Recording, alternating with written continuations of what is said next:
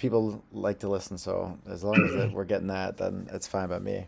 Well, I've listened to plenty of your podcasts. They're pretty entertaining. So Oh, good. Thank you. it's good Appreciate it. content. Yeah, yeah. When we get into some of the stuff, it's good, and I think funeral directors it really resonates with, and we'd like to have a good time. Yeah. Yeah, Yeah. Awesome. Matt, what is aftercare? Tell me what is it? We all hear this word all the time in the funeral service. Aftercare, aftercare, aftercare. I feel like there's so many different types. You're the pro. Let us hear what aftercare is. Michael, that's a great question. It's something that every time I'm at a convention and people are walking by our booth, and I start asking funeral directors, "Hey, what are you guys doing for aftercare?" And the number one response is they kind of look sheepish and they're like, "Not enough." Yeah. And I'm like, "Well, not enough of what?" And they don't know. A lot of them think that aftercare kind of falls into a couple categories. So if you think back a little to the history of it, Hmm.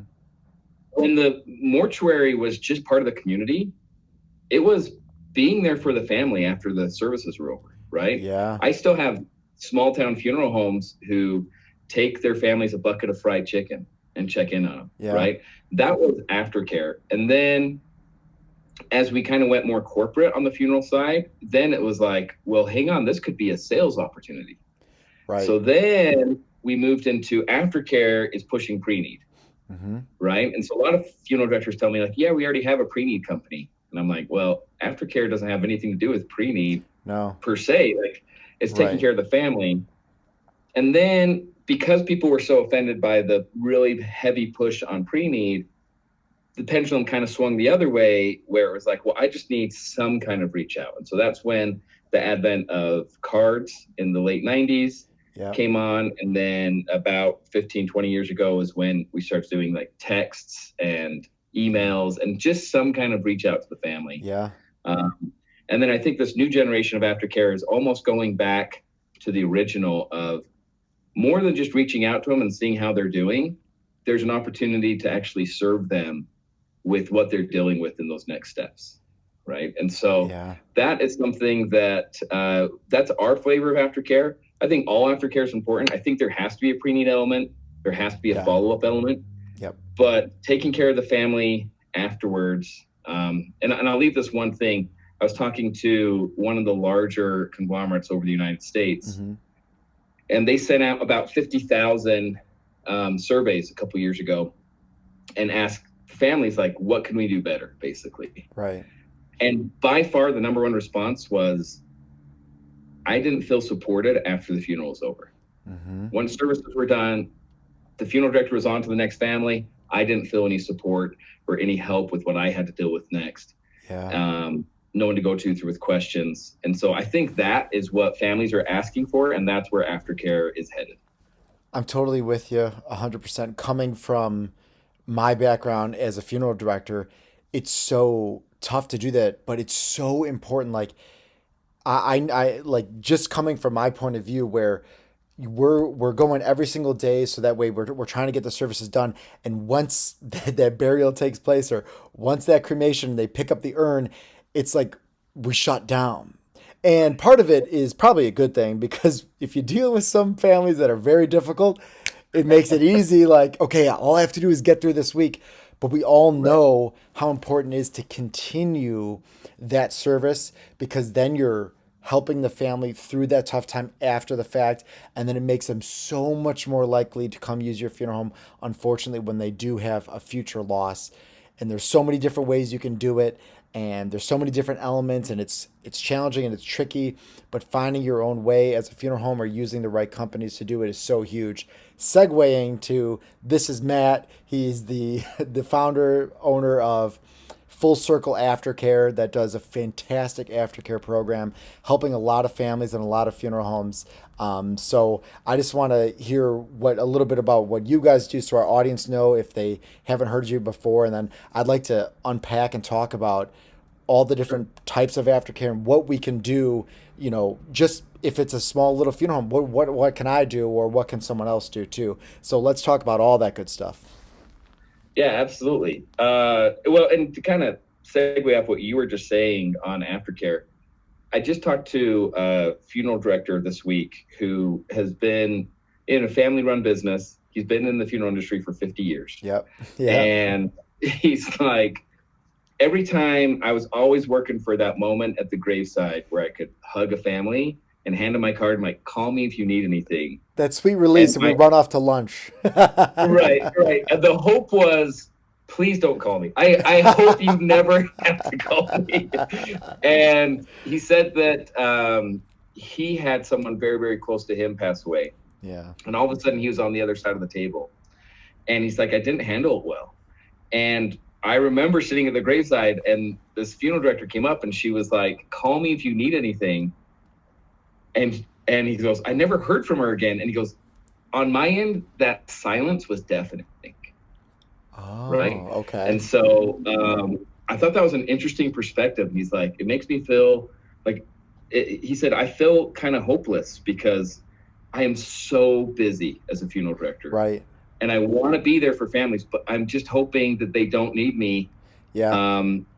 And the fact is they do, but I just don't know how to manage my time with all my at-need cases Right. and everything else I have to do. Yeah. Yeah. Absolutely. It is so difficult to have to do that. And it's unfortunately it's like not on the top priority because we have all these Right. things that it needs to be done today. It's not like, oh, we can kind of get to it tomorrow, which is funny because when you're in different industries, things aren't as life or death, pun intended, I guess, as it is with funeral services. Like, no, you can't finish, making these arrangements till tomorrow. You can't finish embalming this body. It needs to get done. So these things that we know we really want to do and we really want to get done, but it's just not on that tip top of like emergency priority. So that's where that difference is, and that's what makes it so hard, I think. Well, and I think for a funeral director, not only can you not put anything off, which no other industries understand this, No. what funeral directors have to do, No. but also there is zero room for error, right? Yep. Like every other industry, like, okay, my mechanic makes a mistake, or I just built a house and the painters made all these mistakes. We had them come back like, hey, can you fix these mistakes? I understand mistakes are made, but you better not make a mistake with my mom. Nope. Right? Like I have zero tolerance for error. So I'm expecting more from the funeral director than anyone else. I expect perfection. Yeah. And so the funeral director bends over backwards for these families Yeah. and they only meet expectations. They do everything perfect and they're like, yeah, well, that's what I expected you to do. Right. And so it's so hard to Yes. get ahead. It is. And if you make any tiny little mistake, it amplifies because, of course, they're going through like a grieving process. From a family's point of view, I understand it. From our point of view, it's so tough because it's like I'm walking on pins and needles because I cannot make one error. So you're quadruple checking everything that you're doing, making sure all my arrangements are done perfectly, the service is done perfectly, all the prep room work. You're meticulous, and that's how you get so zoned in when you're a Right. mortician. Right. It's why Yeah. you can't email a funeral director. No, Right. we They're trust they're me. never gonna get to We it. know that. We know that just like you. You can't. Emailing a funeral director is like using a glass bottle. Like you don't bother. Like they're not going to get back to you. I mean, I'm sure some are on top of it, but I know from my own experience. My brother can testify to this. When we first started, like all of our business with Mortuary Marketing, Mortuary Show, I never check my email ever. No. And he's like, "Why don't you check your email?" I was like, "I don't like. I have other things that I have to do. I don't care." And he's like, "This is Right. business 101. You look at your email. I just don't do it." Now thankfully I've switched my trend, but I can empathize with the funeral directors because I never did. Yep, yeah. And I understand that too. I mean, I have a hard time with it because you can either be 100% focused on that family and you realize there is zero room for error here, or you can be a multitasker. But for me, it's like we got a family in our care and it is 100% all in. Yep. And all the other stuff has to fall by the wayside until they are taken care of, right? Right. Because that's what we have to do. Absolutely. Absolutely. Let's go a little bit into like some tips and tricks from your point of view on what we can do, like a smaller funeral home for our own aftercare, if we were able to set up a program or something that we can do personally, as funeral directors, funeral home owners, managers, whoever it might be. What are some things that we can do? Yeah. So what I think the way for us to understand what needs to be done is really look at it from the family's perspective. What are they going through? Yeah. And I think if you break down all the different variables, it really comes down to the family has three problems when a death occurs, Okay. right? The first one we know the death occurs, the family has to deal with the body. So that's problem number one. Yeah. And That's where we funeral come directors are in. really good about talking about this piece, right? We can do embalming, we can do cremation, we can do services and then cremation. We're really good about focusing on that piece, Yeah. and like no other, because there are no other resources for families. Correct. And so that's number one. Number two is that person was part of their lives, whether they had a great relationship or not, but they've lost this person, this loss of connection. Yeah. And so I think funeral directors do a pretty good job on this next phase, and that is connecting them back with their loved one and connecting them also with their family and a new support system, right? Yeah. And we Yeah. don't talk about this enough with families. There's a reason why services are so effective and why we've done services for hundreds of years. Right. It brings people together. Seeing your loved one gone marks an ending. There needs to be an ending, right? Yes. There I needs to say be this the all the ending credit at the time, end of the Matt. movie, Yeah. right? Yeah. And we need to know that, and we need to come together. And there is a psychological process that happens when families go through that memorials, the memorial and the Right. viewing and the services. Yep. And so I think we do a good job with that. And I think we do a good job with the memorial products. Yep. There's so many things that connect us, whether it's fingerprint jewelry or, a great urn, or so many things that help with that. Right. And some funeral homes are going away from that side, which is, I think, a tragedy. So those are the first two. Tell me that we about should that. kind of What do you mean they're going away from that? Do you think a little bit?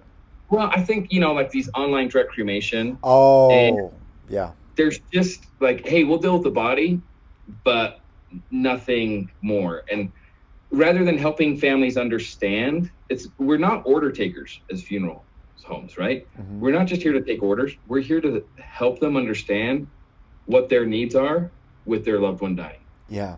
right? I And love so that. help them Yeah. understand the importance of gathering. It doesn't have to be a huge funeral. No. It can be a little light celebration, but we need to gather. Yeah, Right. that's huge. It's so important. And when people always ask, like, why do people still have open caskets and things like that? I was like, it is part of that grieving process. Like, there's a reason this has been done for so long. And even before embalming was a thing, like people still, they would see the remains and they would be like, okay, this person is now like gone. And when you don't have that, or at least have some sort of memorial service where it sets that, it distinguishes, like, we have had a loss and it puts a stamp on it, as tough as that is, it's part of that process, so that way we can continue to move on later, because there's unfinished business sometimes if we're not having that. And it's a huge part, and it's part of what we do and what we do really well. And I agree, it's still such an important thing that we have to do, and give the family different options and opportunities, like you were saying, depending on what services you want, and show them that you have options and you have different ways that you can do that's perfect for your family. Right. Yeah. Exactly. So I think as a funeral home, we do a great job on the body. We do a pretty good job for the most part, especially small funeral homes, family funeral homes. They still understand that loss of connection and how to help families through it. Yep. So those are the first two. The third thing is, it's a real problem for families, and one that we might not understand as funeral directors. And that is, everything that person's life touched who passed away now needs to be addressed by that family member. Right. Correct. And it's everything from, look, I got junk mail here, right? Like all those things have to be changed and updated, Yeah. Insurance and retirement and credit cards and Facebook and cell phones and all these different things. Yeah. And it's really overwhelming for those family members, because it's two parts of a problem. The one side is, I don't know what to do. I don't know what things they had, and I don't know who to contact. And then the other side is the emotional difficulty of doing it. Sure. Um, and so, I have this under my desk. I'll turn it around so you don't see a logo on it. Yeah. But right, like this is one thing that a funeral home came up with. You've shown me Hey, that before. Yeah. big 2.5-inch binder inside here with a bunch of, and this is what you need to take care of. Mm-hmm. And the family's like, oh, that's so helpful. Yeah. The jaw drops. Oh, Like, what? we got to deal with all of this. And that is really frustrating to be charged with as someone who's grieving. I just lost my dad, and now I got to figure out all these other things. Right. On And top of your grief. Right. top of that, on Yeah. top of that. And so I go to, like, I work with hospices a lot. And so oftentimes they'll have me do these seminars with seniors and things like that. And so I was sitting there in this room, and you can imagine there's 150, 200 people in the room. And I say, who here's lost a loved one? Everyone's hand goes up. And who here had to close out their loved one's personal affairs? And about 2/3 of the hands stay up, and they ask a few people, what was that experience like? Right. And they're always like, oh, I loved that experience. It was so great. Usually they're like, it was the worst. I hate it. They have all these horror stories. Right. And then I ask one more question. And the question is, how long did it take you? And the number one response to that, what do you think it is? What do you think they say? A couple months. I don't know. That's what I would guess. 2 months.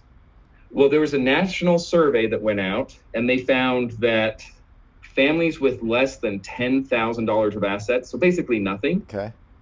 takes 14 to 18 months. Goodness gracious. So I can only imagine if someone has a large estate. Yeah, exactly. So, but that's not the Wow. response I get. The number one response I get when I ask this question is they get this look like, I don't know if I ever finished. Oh boy. And I say, does that give you anxiety?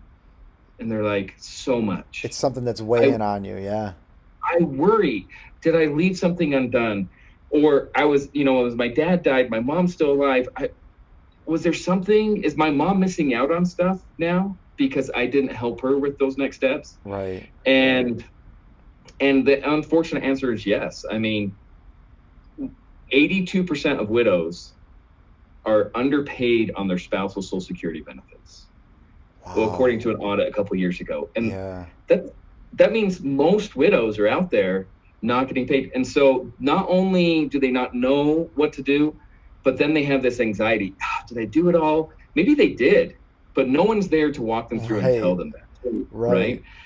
And so I think as a funeral home, a couple things are important in following up with the family.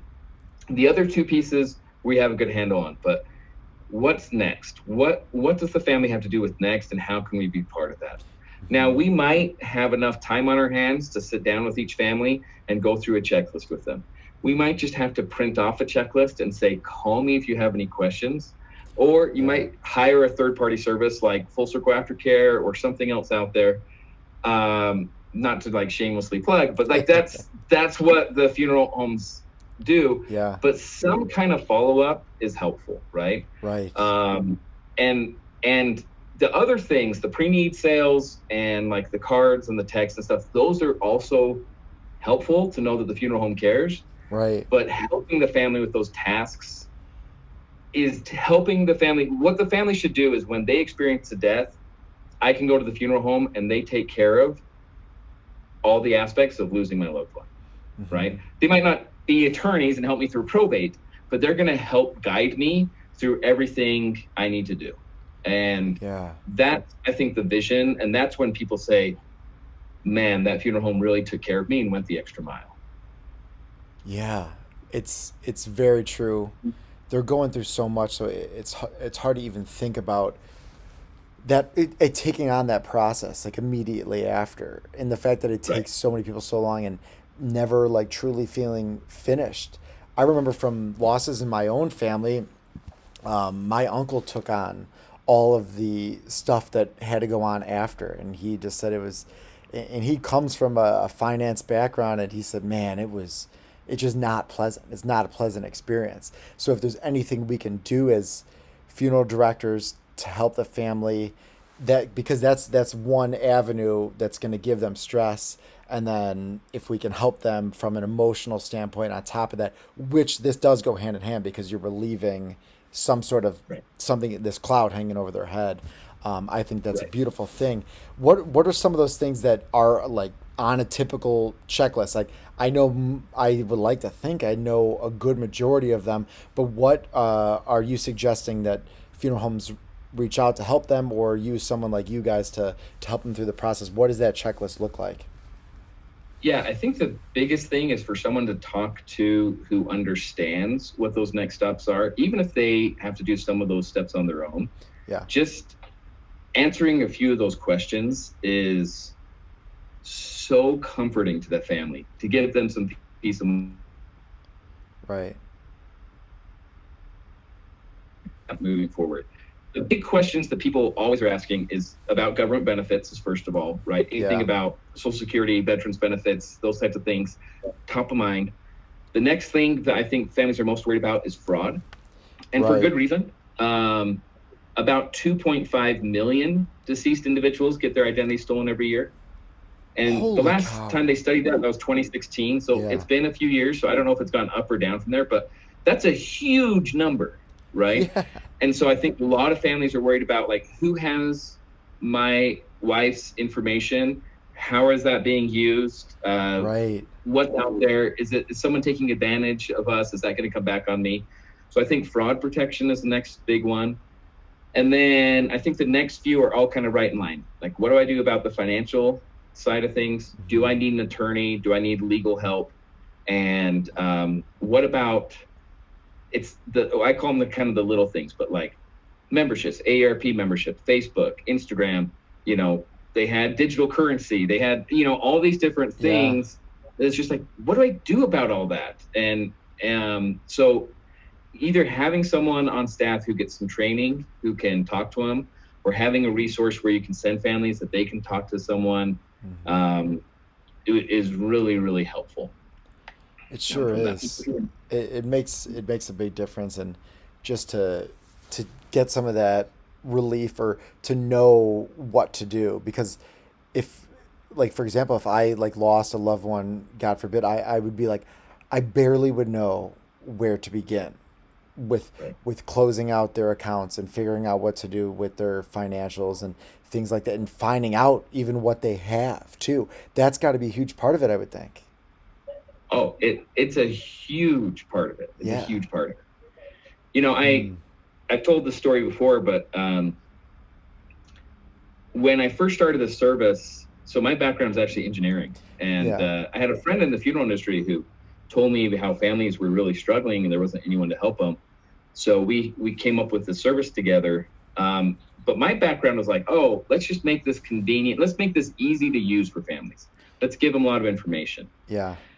And I didn't really understand the emotion behind it. And one of the first people I helped was a young widow who, her husband was in Afghanistan and got really sick, came home, he had a terminal illness. So he gets placed Jeez. on hospice. She has these 3 young kids she's taking care of. She quits her job. She's taking care of the kids. She's taking care of him. He passes away. Yeah. The day he passes away, her landlord comes over because he sees like all the people come and take him and stuff. Yeah. And he's like, hey, I saw that he passed. Listen, if this means you can't pay rent, you might as well move out now. Goodness gracious. Right? Like, how heartless. And she was Wow. young. She didn't have much of an education. And I call her and she is just distraught. Yeah. She's like, I have no future. I don't know what's going to happen. Am I going to be homeless? I got these 3 small kids. I don't have Oh a lot of no. support. And just educating on her on what was available. But, you know, of course, what I was able to do is I called VA, I called Social Security, I got those benefits set up. She didn't know about those things. We Yeah. found a little life insurance policy. We found a bunch of things. And I remember after about 2.5 hours of going through this with her, Mm-hmm.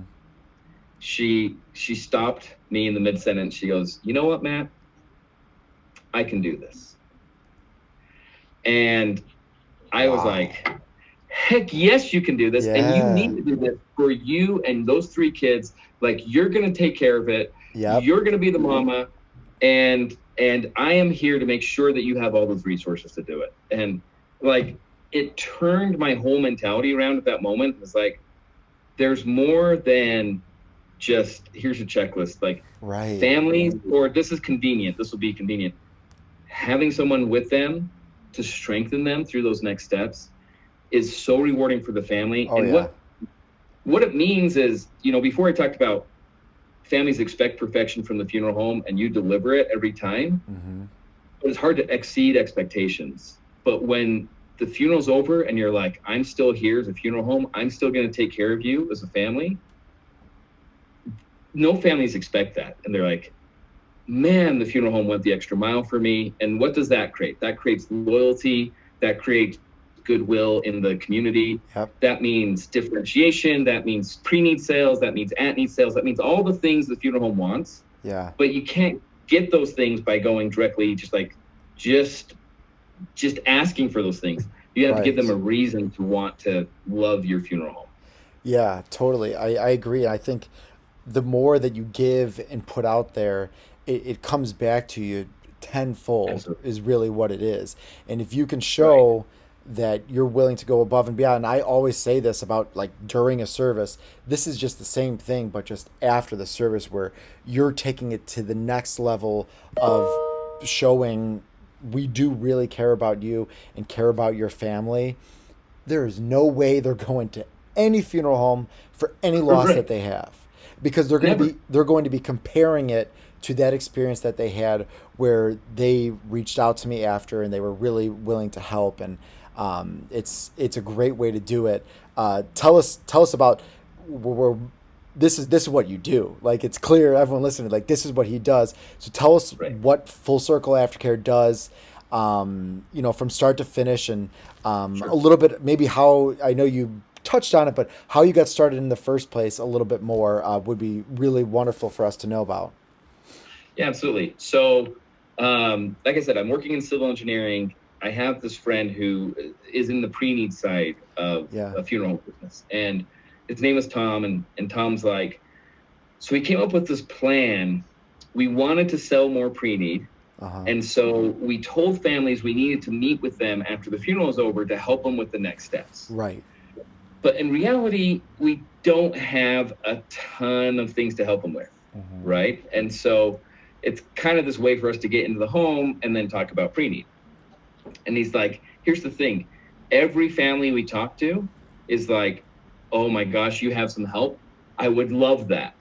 And then when we sit down to start doing this pre-need sales pitch, they're like, okay, that's great, but I thought you were going to help me. And they're like, yeah, here's a checklist, you know?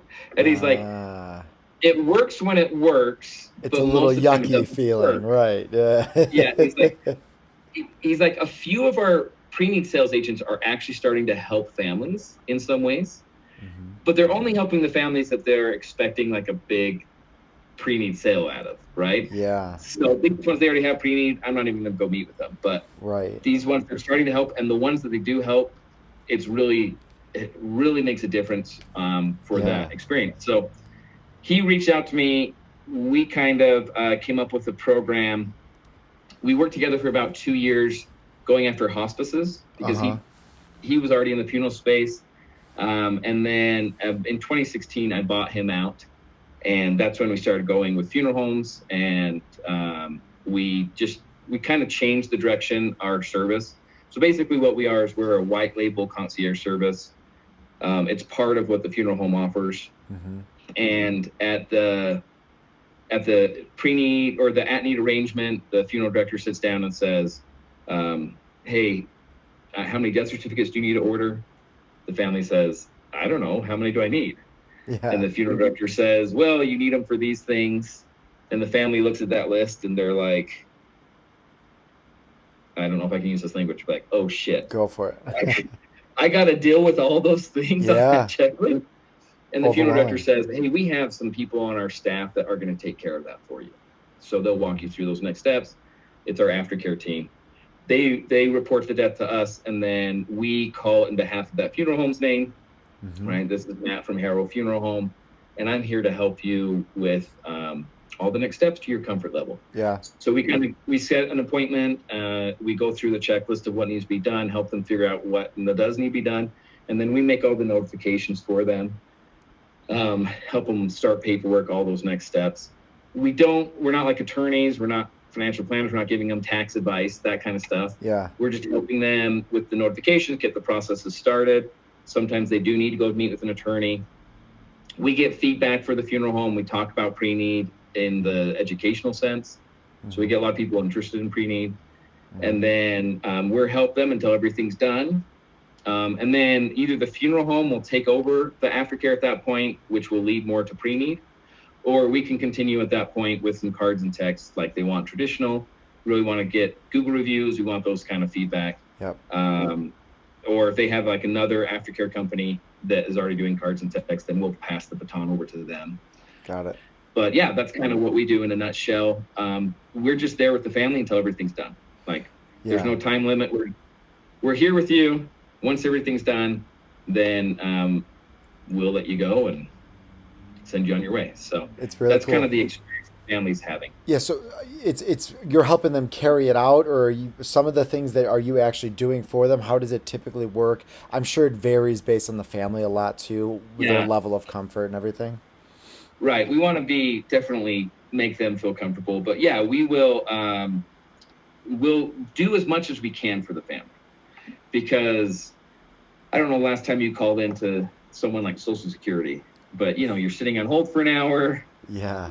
Someone comes on the phone. You don't know what questions to ask. You don't know what to say. Yeah. So we actually make those phone calls for them. So for Social Security, for example, that's nice. We're calling and we're saying, hey, I'm calling from the funeral home. I have a grieving family on the phone with us. We need to fill out Form 1724 to claim the last benefit. We need to link the work records. So we're able to do all the technical lingo speak, the business jargon, so that the Social Security employee knows what's happening and can get set up, or the insurance company, or the investment firm, or whoever we're going to deal with.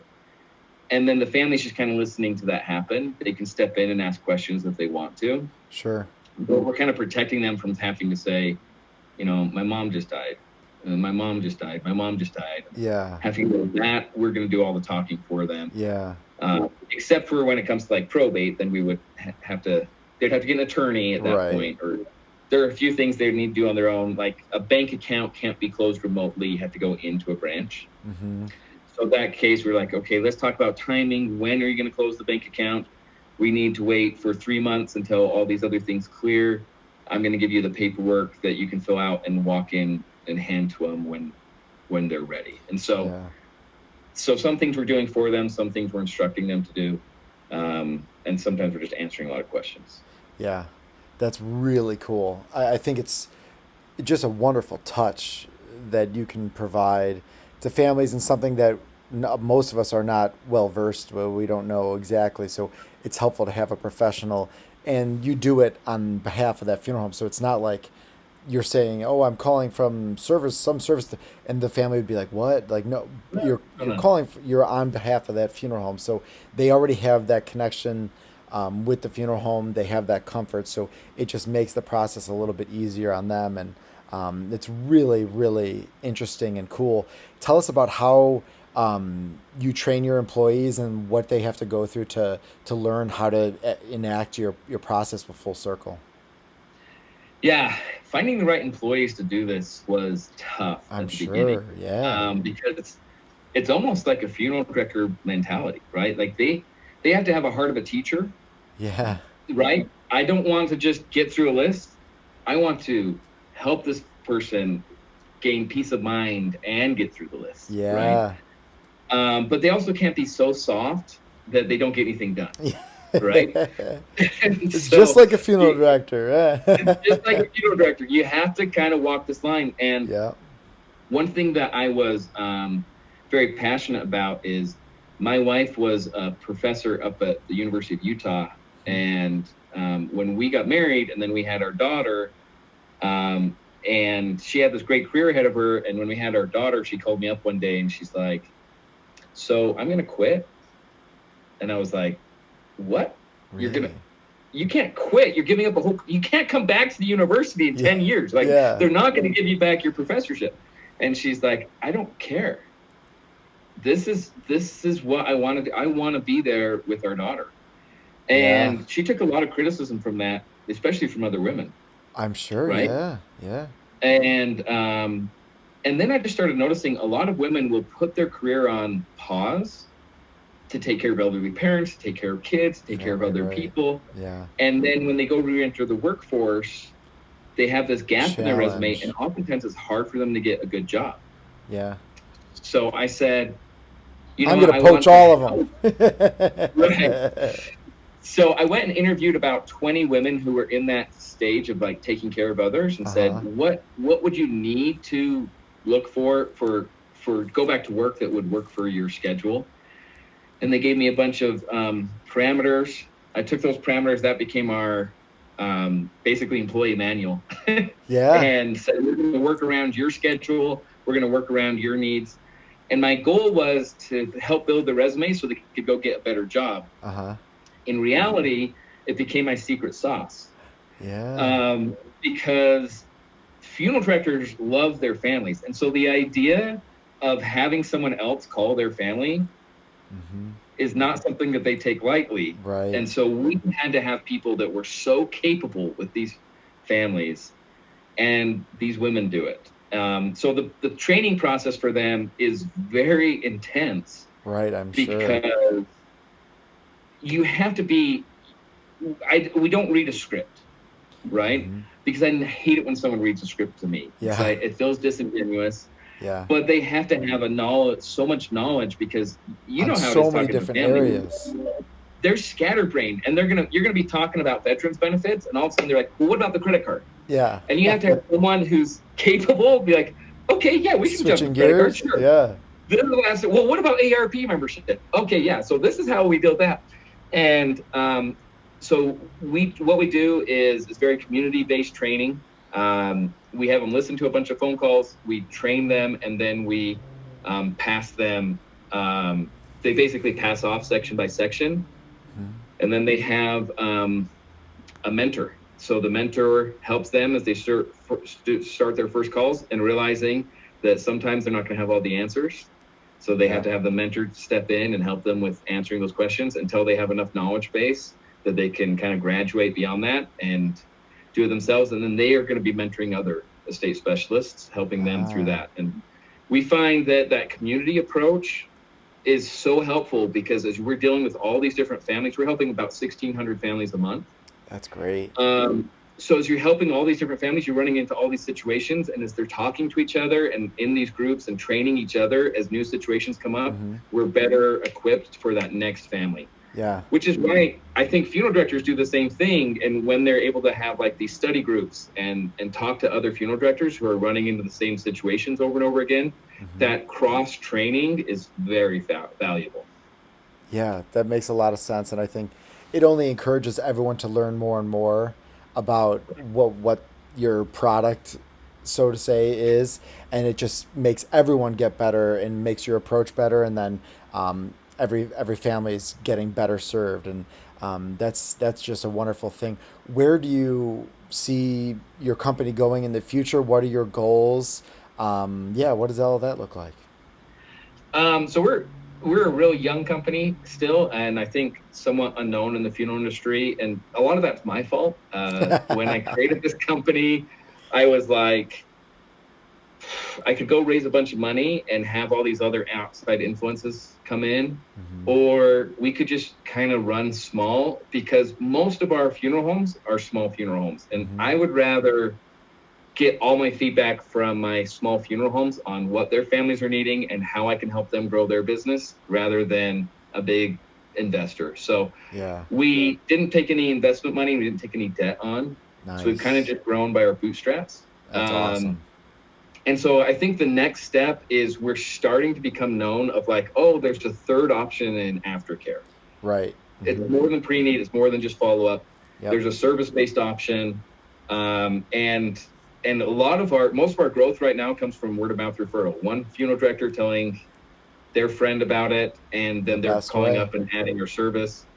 So I think the next step is to just become well known in the industry of this is an option. Mm-hmm. At that point, I'm sure we'll have more competition within this realm. We don't really have any competition right now doing what we do. Yeah. So I'm sure there will be, and then it will just be making sure that we are servicing both families really well and helping our funeral homes grow, finding new ways to do that and partner Yeah. with them. Our vision is to kind of be a tool in the bag of every funeral director, Right. where I have all these resources for me to be able to serve this family, and Full Circle Aftercare is one of them that can help me serve that family. Yeah, that's the way I see it. It's an absolute wonderful tool to distinguish yourself and just to help the family because they're going to be asking these questions almost always, I feel like. Right. And whether it's they're getting help through your funeral home or they're getting help from a family member or someone else they know, most of it, or they're going online trying to find their way through it, which probably is even more of a nightmare, I'd imagine. A lot of What false information in life. that probably true. I'm sure, and Yeah. it's just the fact that you can have this in your back pocket, or if it's necessary, Yeah. it's it's such a really wonderful thing that I think just families would just appreciate. I'm sure you see that all the time, and Yeah. it just makes them love your funeral home even that much more. And that's why I think it's such a unique, cool concept that I'm all about going above and beyond and doing outperforming expectations. That's what it's all about as a funeral Right. director. And this is something. So if your funeral home is interested at all, you got to reach out to these guys. Like they will take care of you and they're going to help you. So Matt, we appreciate you coming on, and you've given us a lot of things to think about and a lot of knowledge for things that we can just bring in house. If you even wanted to, you could try to do it that Oh, way. We really appreciate you taking the time and showing us the way how we can get better. That's what it's all about. We want to get better every every chance we get as funeral homes, and I think you've helped us do that a little bit today. well, thank you. I tell this story often to my staff. My staff hates it, but there's the story about the two woodcutters, right? And the one woodcutter would chop wood all day, the other one would go home for lunch. And at the end of the day, the one who stayed all day cut less wood than the one who went home for lunch every day. And he's like, I don't get it. I work an extra hour every day. Why do you chop more wood? And he goes, well, because when I go home for lunch, I sharpen my saw. Yeah, come on. I Right. got I And got the so sharper saw, baby. you got to sharpen the saw. And I think you providing this podcast allows people to sharpen that saw. And I Thank you. think funeral homes who are talking to their families, understanding what their families' needs are, what their desires are, that allows them to sharpen that saw, sharpen those tools to be able to provide the services that they want. And that's going to keep them relevant and growing Yeah. in all the challenges that we face in the funeral industry. Yeah, absolutely. Well said. Perfectly well said. Well, Matt, thank you so much for taking the time. And like I said, if you need some extra assistance, Matt and Full Circle After going to take you to the next level. There's no doubt about that. Thank you. Thank you so much. That was